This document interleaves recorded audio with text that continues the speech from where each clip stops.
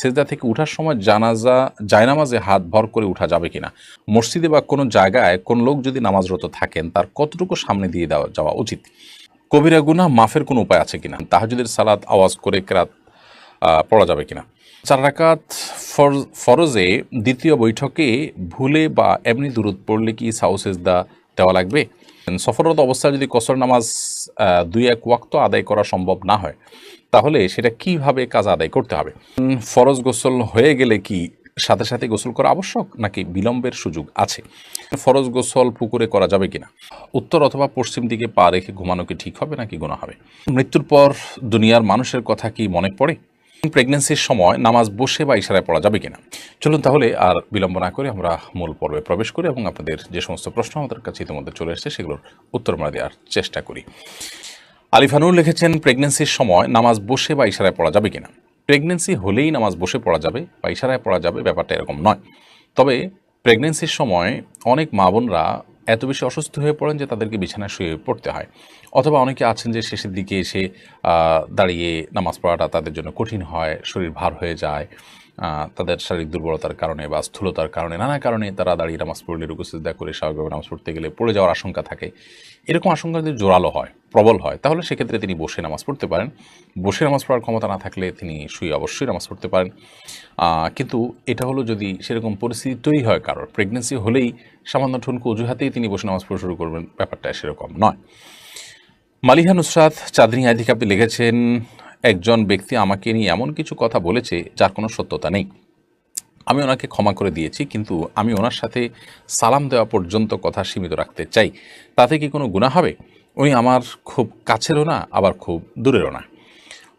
দেখুন, আপনাকে নিয়ে যদি কেউ মিথ্যা কথা বলেন তাহলে সেক্ষেত্রে আপনি তাকে ক্ষমা করে দিয়ে খুব ভালো কাজ করেছেন, সন্দেহাতীতভাবে সওয়াবের কাজ করেছেন। আল্লাহ সুবহানাহু ওয়া তাআলা বলেছেন, ওয়ান তা'ফু হুয়া আকরাবু লিত-তাকওয়া, যদি মাফ করে দাও এটা তাকওয়ার খুব কাছাকাছি। খুব ভালো কাজ আপনি করেছেন। এর পাশাপাশি আপনি যেটি জানতে চেয়েছেন যে আপনি তাকে সালাম দেওয়া পর্যন্ত কথা সীমিত রাখতে চান, শুধু সালাম দেবেন, ওকে, তাতে কোনো অসুবিধা নেই। সালাম দিলেন, তিনি সালাম জবাব দিলেন, এইটুকু হলে আপনি তার সাথে কথোপকথন করেছেন বা তার সাথে সম্পর্ক ছিন্ন করেননি, সেটি বলা যাবে। তবে এরপর আস্তে আস্তে একটা সময় যেন আপনি স্বাভাবিক হতে পারেন সেই চেষ্টা আপনার মধ্যে থাকাটা অবশ্যই ভালো। তবে সালাম দিলে আপনি তাকে আর বয়কট করেছেন এটি বলা যাবে না, বা কথা বন্ধ রেখেছেন সেটি আর বলা যাবে না, এবং আপনি দায়মুক্ত থাকবেন ইনশাআল্লাহ তাআলা। পিঙ্কি আক্তার আপনি লিখেছেন, মৃত্যুর পর দুনিয়ার মানুষের কথা কি মনে পড়ে? দেখুন, মৃত্যু পরবর্তী জগৎটিকে বলা হয় আলামুল গায়েব বা অদৃশ্যের জগৎ। সেই জগতে আমাদের অবস্থা কেমন হয়, কীরকম হবে, সে বিষয়ে কোরআন এবং হাদিসের বর্ণনার বাইরে আমরা ধারণা করে কিছুই বলতে পারি না। কোরআন হাদিসে কোথাও মানুষের মৃত্যুর পর নিজের দুনিয়ার কথা মনে পড়া বলতে বিভিন্ন আপনার স্মৃতি মনে পড়া, এরকম কোনো কথা, এরকম কোনো বিষয় হয় মৃত ব্যক্তির, সেরকম কথা কোরআন হাদিস থেকে জানা যায় না। বরং কোরআন হাদিসের যে বিবরণ এ সম্পর্কে পাওয়া যায় সেগুলো দেখলে বোঝা যায় যে একজন মৃত মানুষ, তার যে অবস্থা শুরু হয়, হাদিসে আসছে মান মাতা ফাকাদ কামাত কিয়ামাতুহু, যে ব্যক্তি মারা গেলেন তার কিয়ামত শুরু হয়ে যায়। তো এরকম একটা পরিস্থিতিতে মানুষ পেছনের বিভিন্ন স্মৃতি চারণ করবে, তার বিভিন্ন স্মৃতি মনে পড়বে, সেটাকে তিনি স্মরণ করবেন, এরকম স্বাভাবিক কোনো অবস্থায় মানুষ থাকে না আসলে। যার কারণে মানুষ উদ্ভূত পরিস্থিতি নিয়েই খুব কষ্টে থাকেন। যারা জান্নাতি তাদের কথা ভিন্ন, যে তারা জান্নাতের নেয়ামত ভোগ করতে থাকেন, যেহেতু মৃত্যুর পর কিয়ামত কায়েম হওয়া পর্যন্ত শুধুমাত্র জান্নাতের নেয়ামত ভোগ করাই তাদের একমাত্র কাজ থাকে, এবং সেটি পরিপূর্ণ জীবিত স্বাভাবিক মানুষের মতো যে থাকে তা নয়, শুধুমাত্র জান্নাতের নেয়ামত ভোগ করার মতো একটা বিশেষ হায়াত তাদেরকে দেওয়া হয়, জাস্ট এইটুকু। অতএব এর বাইরে তাদের দুনিয়ার কথা মনে পড়ে, স্মরণ করেন, বা পেছনের কথাগুলোকে স্মরণ করে তারা তাদের ভালো লাগা মন্দ লাগা কাজ করে, এরকম কোনো কথা কোরআন হাদিস দ্বারা আমরা জানি না। বিধায় আলমুল গায়েবের দৃশ্যগুলোকে বা সেখানকার চিত্রগুলোকে আমরা ধারণা করে বলতে পারি না, এটি আল্লাহর উপরে ন্যস্ত করবো, আল্লাহ তাআলা ভালো জানেন। এরপর মিস তানিয়া প্রধান আপনি লিখেছেন, মাসিক ভালো হওয়ার পর নামাজ শুরু করার পর যদি আবার প্রস্রাব করার পর 1-2 ফোঁটা বের হয়, তখন কোমর পর্যন্ত ধুলেই হবে নাকি গোসল করতে হবে? দেখুন, মাসিক যদি যথাযথভাবে ভালো হয়ে যায়, আপনার যে সময় ভালো হওয়ার কথা সে সময় ভালো হয়ে গেছে, যেদিন ভালো হওয়ার কথা সেদিন ভালো হয়ে গেছে, এর বেশি আপনার হয় না নর্মালি, এরপরে আবার কখনো বের হয়ে গেছে, প্রতি মাসে আপনার 6 দিন হয়, 7 দিন হয়, 8 দিন হয়, একটা অভ্যাস আছে, সে অভ্যাসের সময়টা পার হয়ে যাওয়ার পরে যদি বের হয় তাহলে এটা অসুস্থতা, অতএব এটুকু ধুয়ে ফেললেই হয়ে যাবে। আর যদি দিনের হিসাব করেন যে 7 দিন হয়, 7ম দিনে সকাল থেকে দেখা যাচ্ছে না আপনি আহ, নামাজ শুরু করেছেন, হঠাৎ করে আবার দেখা গেছে, তাহলে সেক্ষেত্রে সেটা মাসিক হিসাবে গণ্য হবে এবং সেটাকে আপনি পাক সাফ করে যথাযথভাবে গোসল করে আপনি আবার নামাজ পড়তে হবে যদি সেটি নির্গত হয় এবং যদি সেটা মাসিক নিশ্চিত হয়। এরপরে বিনা সুলতান আপনি লিখেছেন উত্তর অথবা পশ্চিম দিকে পা রেখে ঘুমানো কি ঠিক হবে নাকি গুনাহ হবে? দেখুন, উত্তর অথবা পশ্চিম কোনো দিকে পা রেখে ঘুমানোর ব্যাপারে কোরআন এবং হাদিসে পরিষ্কার কোনো নিষেধাজ্ঞা নেই। উত্তর দিকে তো নাই, পশ্চিম দিকে বা কেবলার দিকে পা রেখে ঘুমানোর ব্যাপারেও কোনো পরিষ্কার নিষেধাজ্ঞা কোরআন হাদিসে কোথাও পাওয়া যায় না। তবে অনেক ওলামায়ে কেরাম এটিকে নিষেধ করেন, সে নিষেধাজ্ঞাটা হারাম পর্যায়ে না, জাস্ট অনুত্তম মাকরুহ এ পর্যায়ে নিষেধাজ্ঞা অনেক ওলামায়ে কেরাম আরোপ করেন এই যুক্তিতে যে পশ্চিম দিকে বা কেবলার দিকে পেশাব বা পায়খানা করা নিষেধ, আর সেই দিকে সবসময় আমরা যদি পাও দেই বা বসার সময় দিয়ে পাও লম্বা করে বসি তাহলে সেক্ষেত্রে এক ধরনের অসম্মান প্রদর্শন হতে পারে। আপনার উদ্দেশ্য সেটা না হলেও দৃশ্যত সেরকম মনে হতে পারে। আমরা কোনো সময় ব্যক্তির দিকে পা দিয়ে বসি না সাধারণত, সেই জায়গা থেকে অনেকে এটিকে নিষেধ করেন। তবে কোরআন হাদিসে পরিষ্কারভাবে কেবলার দিকে পা দেওয়ার পরে কোনো নিষেধাজ্ঞা নেই। যদি কেউ সেদিকে পা দিয়ে ঘুমান বা বসেন তাহলে সেক্ষেত্রে কোরআন হাদিসের খেলাফ করেছেন এমনটি বলা যাবে না। তবে কারোর কাছে কেবলার প্রতি কাবার প্রতি ভালোবাসা এবং শ্রদ্ধার জায়গা থেকে তিনি পা দেয়াটা তার কাছে খারাপ লাগছে, সেটি ভিন্ন বিষয়। আমাতুল্লাহ মোশরেফা আপনি লিখেছেন বিয়ের জন্য অনেকে ছবি চায়, যদি বিয়ে না হয় তাহলে কি ছবিগুলো থাকলে গুনাহ হবে? বিয়ের জন্য যদি কেউ ছবি চায় তাহলে সেক্ষেত্রে লোকটা কতটা অথেন্টিক, তার ভিতরে তাকওয়া কতটা আছে, তিনি হালাল হারাম কতটা বুঝেন এবং কতটা আল্লাহর ভয় আছে, তিনি এই ছবিটা নির্দিষ্ট সময়ের পর যদি বিয়ে না হয় তাহলে সেক্ষেত্রে ডিলেট করে ফেলবেন এবং কতটা, এই বিষয়গুলো নিশ্চিত হয়ে তারপর তাকে ছবি দেওয়া উচিত, অথবা বিশেষভাবে তাকে বলে দেওয়া উচিত এবং তিনি চেষ্টা করেন সে বিষয়ে তাকে রিকোয়েস্ট করা উচিত। এরকম না হলে যে কেউ চাইলেও আর তাকে ছবি দিলেন, এটা উচিত না, কারণ এটি আপনার প্রাইভেসি যেমন নষ্ট হবে, গুনাহের কাজ তিনি করবেন, আপনি পরোক্ষভাবে সেটাতে একরকম সহায়তাই করলেন, ব্যাপারটা সেরকম হয়ে গেল। এই জন্য এই বিষয়গুলো দেখা উচিত। আপনি আপনার চেষ্টা অনুযায়ী সাধ্য অনুযায়ী চেষ্টা করেছেন, তারপরও যদি তিনি এটি করেন না, ডিলিট করেন, নিজের কাছে রেখে দেন, তাহলে সেক্ষেত্রে ইনশাআল্লাহ এর দায় আপনার আসবে না, তার উপরে থাকবে। মাহবুব রহমান লিখেছেন ফরজ গোসল পুকুরে করা যাবে কিনা? ফরজ গোসল পুকুরে করা যাবে, কোনো অসুবিধা নেই। পুকুর সাধারণত বড় হয়ে থাকে আমাদের দেশে, একেবারে ছোট গড় যদি হয় যে 10 হাত করে চারদিকে 40 হাতেরও কম হয় তাহলে সেক্ষেত্রে সেটা ভিন্ন, কিন্তু এর বাইরে বড় যদি হয় তাহলে সেক্ষেত্রে বড় বলতে মানে চারপাশে 40 হাতের বেশি এরকম পুকুর বাংলাদেশে প্রায় অলমোস্ট সব পুকুরগুলোই। তো এই সমস্ত পুকুরে গোসল করাতে কোনো অসুবিধা নেই। ফরজ গোসল, সেখানে যদি আপনার নাপাক লেগেও যায় তাতে সব পানি নাপাক হয়ে যাবে না, কারণ পানি যখন অনেক বেশি থাকে সেখানে সামান্য নাপাক লাগলে সব পানি নাপাক হয়ে যায় না। হ্যাঁ, নাপাকটা যদি কোথাও দৃশ্যমান থাকে তাহলে ওই দৃশ্যমান যেখানে তার আশপাশের পানিগুলো শুধুমাত্র নাপাক থাকবে এবং সেটা যদি আস্তে আস্তে পরিবর্তিত হয়ে যায় আর দৃশ্যমান না থাকে তাহলে তার কোনো কথাই নেই। অতএব ফরজ গোসল পুকুরে করতে কোনো সমস্যা নেই। শোয়েব আইডি থেকে আপনি লিখেছেন একজন মানুষ যদি অনেক ঋণ করে আত্মহত্যা করে মারা যায় এবং মারা যাওয়ার পর টাকা পরিশোধ করা সম্ভব না হয় তাহলে মৃত ব্যক্তির কী অবস্থা হবে? তিনি যদি ঋণ পরিশোধ করা ছাড়া মারা যান তাহলে সেক্ষেত্রে তার আত্মা ঝুলন্ত থাকার কথা রয়েছে এবং সেটা পরিশোধ করার আগ পর্যন্ত জান্নাতে যাওয়াটা তার ঝুলে থাকবে, সেটি বিভিন্ন হাদিস থেকে বোঝা যায়। অতএব এক্ষেত্রেও তাই হবে এবং ভিন্ন কিছু বলা যাবে না। আল্লাহ রাব্বুল আলামিন যদি তার প্রতি সন্তুষ্ট থাকেন, বিশেষভাবে যদি সে আল্লাহ তাআলাকে সন্তুষ্ট করার মতো কিছু করে যেয়ে থাকেন, আল্লাহ তাআলা তার পাওনাদারদের হক আদায় করে দেন কিয়ামতের ময়দানে, সেটা এক্সেপশনাল হতে পারে সেরকম কিছু। আর আত্মহত্যা করে মারা যাওয়ার কারণে তো গুনাহগার হয় মানুষ, সেটা তো আরেক বিষয়। এজন্য ঋণ করে ঋণ পরিশোধ করতে পারছেন না সেজন্য তিনি আত্মহত্যার পথে পা বাড়াবেন, এটা কোনো মুসলমানের কাজ হতে পারে না, কারণ আত্মহত্যা তো সমাধান না। আত্মহত্যা করলে তো আমার এই দায় থেকে আমি মুক্ত হয়ে যাচ্ছি না, বরং আল্লাহ তাআলার কাছে আরও শক্ত করে পাকড়া হচ্ছে। ঋণ পরিশোধ করতে পারিনি, আবার আত্মহত্যা করছি, দুটি অপরাধ করে আমি আল্লাহ তাআলার কাছে অপরাধী হয়ে গেলাম। বিধায় একজন মুসলমান কখনো এই ধরনের দায়িত্বহীনতার পরিচয় দিতে পারেন না। আল্লাহ আমাদেরকে সেই তৌফিক দান করুন, আমরা যেন এই ধরনের অন্যায় এবং অবিচার কাছ থেকে বেঁচে থাকতে পারি। দিনের পথে আসেন আইডি থেকে আপনি লিখেছেন স্বামী স্ত্রীর মধ্যে ভালোবাসা বৃদ্ধির উপায় কি? স্বামী স্ত্রীর মধ্যে ভালোবাসা বৃদ্ধি করার জন্য অন্য সব মানুষের সাথে ভালোবাসা বৃদ্ধির ক্ষেত্রে যেরকম সালামের ভূমিকা রয়েছে সেই সালামটা আদান প্রদান করতে হবে। নবী করিম সাল্লাল্লাহু আলাইহি ওয়াসাল্লাম বলেছেন যে তোমরা যখন পরস্পরের মধ্যে সালামের আদান প্রদান করবে তখন তোমাদের মধ্যে ভালোবাসা বৃদ্ধি পাবে। সেই সাথে তিনি হাদিয়া প্রদান করার কথা বলেছেন, উপহার আদান প্রদান করা। অনেক সময় স্বামীরা স্ত্রীদেরকে শুধু দেন, স্ত্রী স্বামীকে সারপ্রাইজ দেওয়া, স্বামীকে বিভিন্ন ক্ষেত্রে খুশি হওয়ার মতো কোনো কিছু পেশ করা তার জন্য। তো এরকম বিভিন্নভাবে উপহারের আদান প্রদান এটাও পারস্পরিক ভালোবাসা সৃষ্টির ক্ষেত্রে বিশেষ ভূমিকা রাখে। এপি আনোয়ার এটি থেকে আপনি লিখেছেন 4 রাকাত ফরজে দ্বিতীয় বৈঠকে ভুলে বা এমনি দুরূদ পড়লে কি সাউ সেজদা দেওয়া লাগবে? দেখুন, 4 রাকাত ফরজ নামাজের দ্বিতীয় বৈঠকে যদি ভুলে আপনি দুরূদ পড়ে ফেলেন তাহলে সেক্ষেত্রে হানাফি মাযহাব অনুযায়ী আপনাকে সেজদায়ে সাহু দিতে হবে। কারণ দ্বিতীয় বৈঠকে আত্মাহিয়াতু পড়ার পর বিভিন্ন হাদিস থেকে আমরা জানতে পারি যে দ্রুততার সাথে দাঁড়িয়ে যেতে বলা হয়েছে এবং বিলম্ব করতে নিষেধ করা হয়েছে। সেই সাথে আপনি নবী সাল্লাল্লাহু আলাইহি ওয়াসাল্লামের প্রতি দুরূদ পাঠ করেছেন, এটা তো ভুলে পড়েছেন, এটা তো শেষ রাকাত শেষ বৈঠক মনে করে আপনি এটা পড়েছেন, তো অথচ এটা শেষ বৈঠক নয়। এসব কারণে সিজদায়ে সাহু দেওয়ার কথা ওলামায়ে আহনাফ বলে থাকেন, যদিও হাম্বলী মাযহাব ওলামায়ে কিরাম, সৌদি আরব ওলামায়ে কিরাম তারা বলেন যে না, দুরূদ শরীফ যদি পড়ে ফেলে তার কারণে সিজদায়ে সাহু বর্তাবে না। এটি সৌদি আরব ওলামায়ে কিরাম বা হাম্বলী মাযহাবের ওলামাদের মত। শেখ সোহাইব আপনি লিখেছেন ফরজ গোসল হয়ে গেলে কি সাথে সাথে গোসল করা আবশ্যক নাকি বিলম্বের সুযোগ আছে?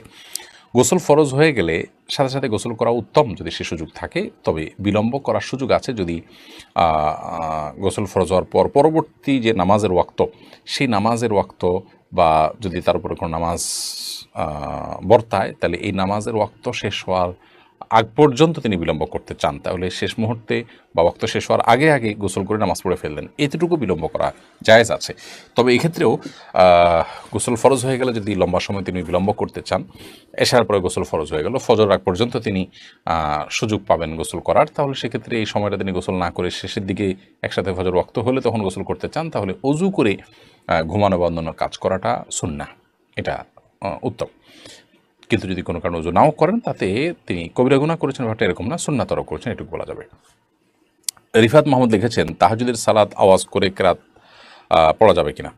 তাহাজ্জুদের সালাতে আপনি রাতে আওয়াজ করে কেরাত পড়তে পারেন, যেহেতু রাতের নামাজ আপনি আওয়াজ করে কেরাত পড়তে পারবেন। দিনের নামাজ হলে সেটা নীরবে পড়বেন, আর রাতের নামাজ আপনি অবশ্যই আওয়াজ করে পড়তে পারেন। মোহাম্মদ জুনেদ ইসলাম আপনি লিখেছেন আমি কিভাবে আল্লাহর প্রিয় বান্দা হতে পারি? আল্লাহর প্রিয় বান্দা হওয়ার জন্য দুনিয়া বিমুখতা হলো পূর্বশর্ত। নবী করিম সাল্লাল্লাহু আলাইহি ওয়াসাল্লাম সাহাবীদেরকে বলেছেন যে তোমরা কিভাবে আল্লাহর প্রিয় পাত্র হবে, তার উপায় হলো যে তোমরা দুনিয়ার ব্যাপারে বিমুখ থাকবে, দুনিয়ার প্রতি তোমাদের আকর্ষণ থাকবে না, দুনিয়া নিয়ে তোমাদের বিশেষ কোনো আগ্রহের জায়গা থাকবে না।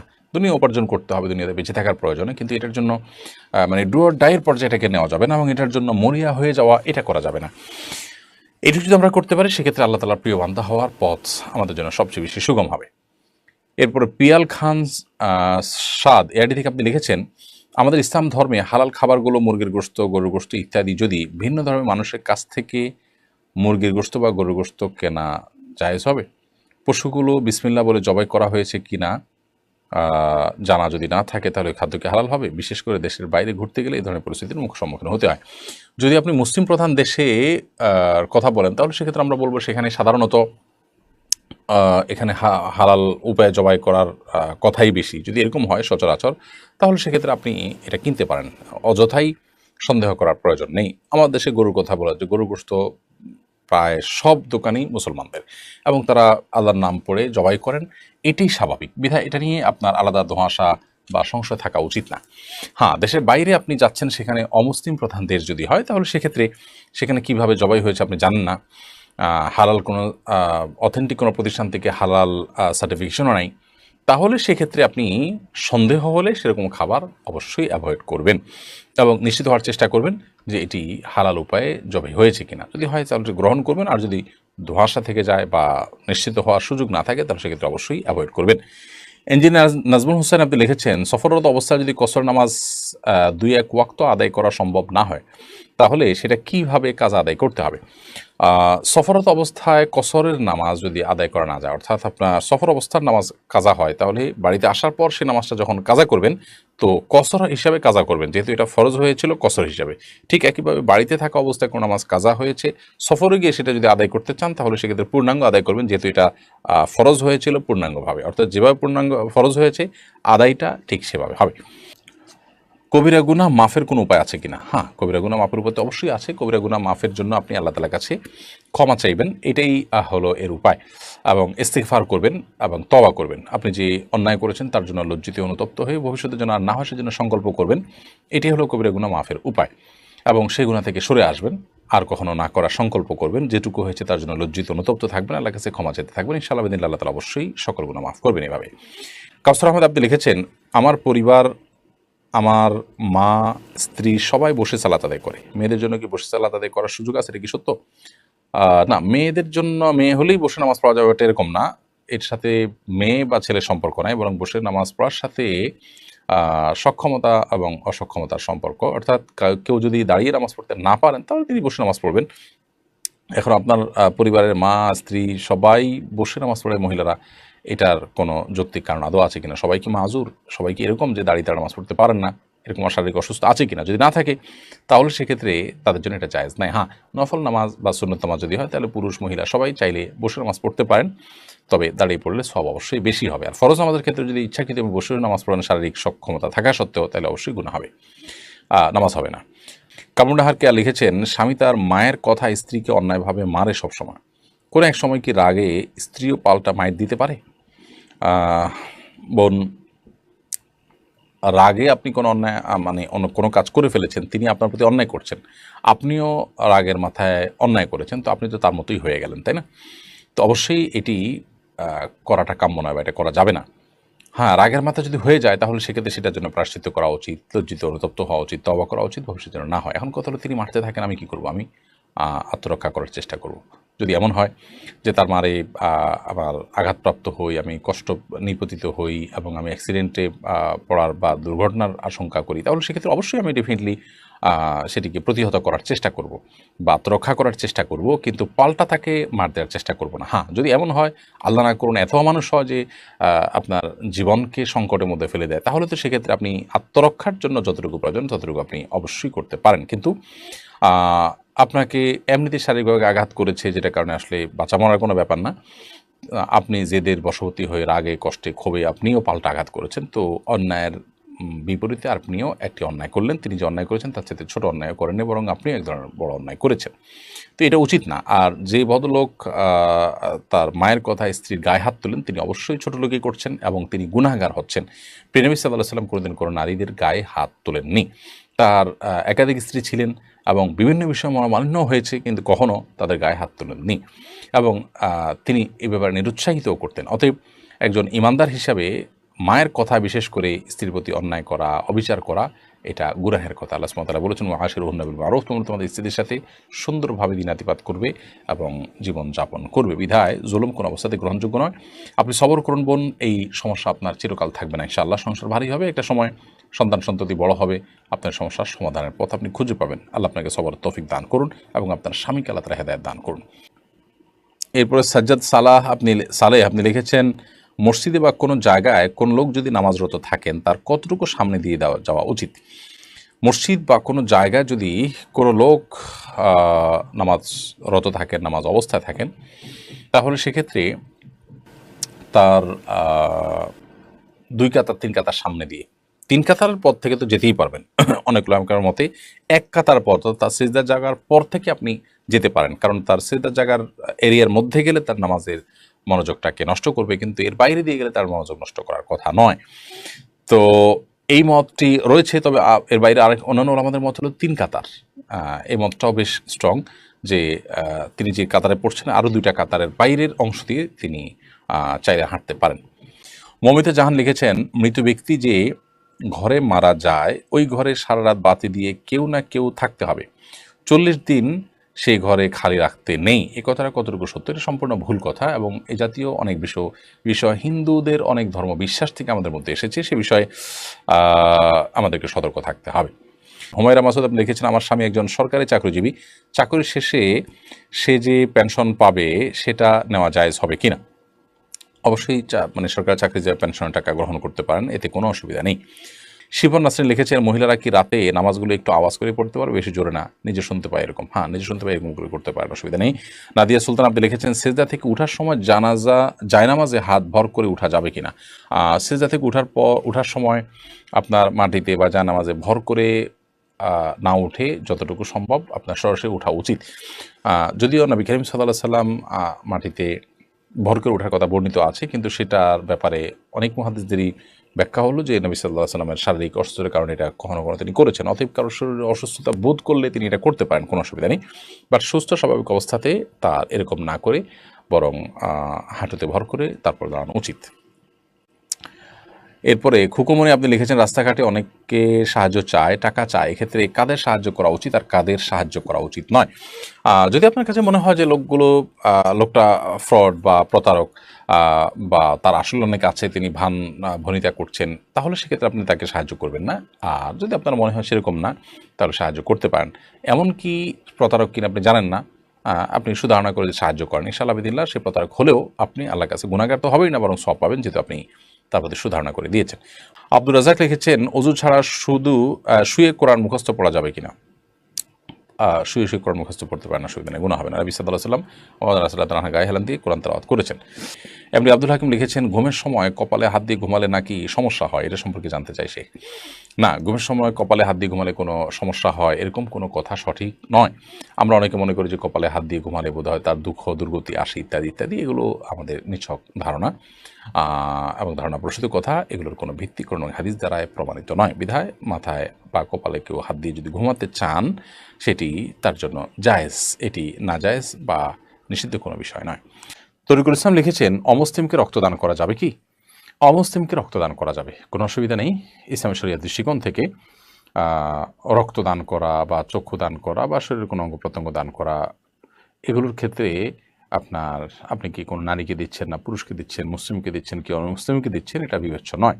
যে কোনো অভাবী মানুষকে আপনি দিতে পারেন। অতএব মুসলমানের রক্ত যেরকম অমুসলমানকে দেওয়া যায়, আবার অমুসলমান যদি কেউ রক্ত দেয় তাহলে সেটা মুসলমানের শরীরে গ্রহণ করলেও কোনো এর কারণে গুনাহ হবে না, বা শরিয়াত এর আলোকে এটা নিষিদ্ধ কোনো বিষয় হবে না। শাকিল আহমেদ আপনি লিখেছেন, জুমার নামাজে খুতবার সময় দান বাক্স চালালে বা টাকা উঠালে সেটা জায়েজ হবে কিনা? না, জুমার নামাজে ইমাম সাহেব যখন খুতবা দেওয়ার জন্য বের হন, মিম্বরের দিকে অগ্রসর হন, তখন আর কোনো কথা বলা যায় না, কোনো নামাজ পর্যন্ত নবী করিম সাল্লাল্লাহু আলাইহি সাল্লাম শুরু করতে নিষেধ করেছেন নিজে থেকে। তবে এক ব্যক্তি মসজিদে প্রবেশের নামাজ পড়ে না, নবী সাল্লাল্লাহু আলাইহি সাল্লাম তাকে দাঁড়িয়ে নামাজ পড়তে বলেছেন। অর্থাৎ সাধারণভাবে এই সময়টাতে শুধুমাত্র খুতবা শুনতে নির্দেশ করা হয়েছে। অতএব কোনো ব্যক্তিকে আপনার কথাবার্তা বলতে পর্যন্ত এটা আমি নিষেধ করা হয়েছে। অর্থাৎ কেউ কথা বলছে, আপনি তাকে থামার জন্য মুখ দিয়ে বলেছেন, সেটাও নিষিদ্ধ। আপনি ইশারা ইঙ্গিতে বলবেন। অর্থাৎ খুতবা শোনার জন্য নীরব নিস্তব্ধ থাকতে বলা হয়েছে। সেখানে যদি দান বাক্স চালানো হয়, টাকা উঠানো হয়, তাহলে হইচই হবে, অন্যমনস্ক হবে মানুষ, সেটি জায়েজ নাই।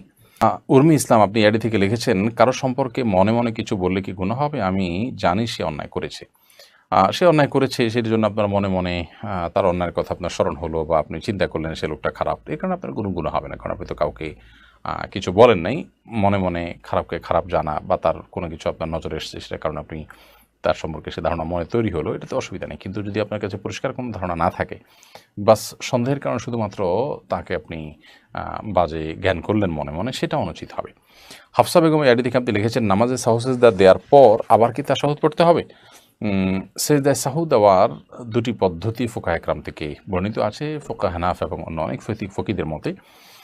আপনি সেজদায় সাহু দিয়ে উঠে আবার তাশাহুদ, আত্তাহিয়াতু ইত্যাদি পড়ে, শুধু তাশাহুদ পড়ে আত্তাহিয়াতু পড়ে এরপর আপনি সালাম ফিরিয়ে একদিকে, তারপর সেজদা দুটি দিয়ে তারপর উঠে আবার তাশাহুদ ইত্যাদি পড়ে তারপরে দুদিকে সালাম ফিরাবেন। যদিও আর উলামা ইকরাম তাদের মত হলো এক্ষেত্রে, সৌদি আরব উলামা ইকরামের কথা বলছি, তাদের মত হলো এক্ষেত্রে যে আপনি সিজদা সাহু হলো যে আপনার সূরা আত্তাহিয়াতু দুরূদ ইত্যাদি সব কিছু পড়ার পর দুটো সিজদা দিয়ে উঠে দুদিকে সালাম ফিরে ফেলাবেন।